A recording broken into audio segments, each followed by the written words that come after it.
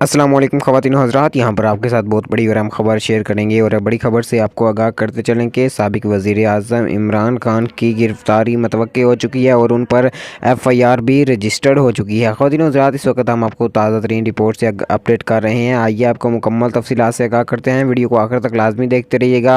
Video में आगे बढ़ने से पहले वीडियो को लाइक और चैनल को सब्सक्राइब कर दें। आपको बताता चलूँ कि मौजूदा वज़ीर-ए-आज़म शहबाज शरीफ ने अभी ऐलान किया कि अगर साबिक़ वज़ीर-ए-आज़म इमरान खान पाकिस्तान तहरीक इंसाफ के चेयरमैन अगर दोबारा लॉन्ग मार्च इस्लामाबाद के लिए निकलते हैं तो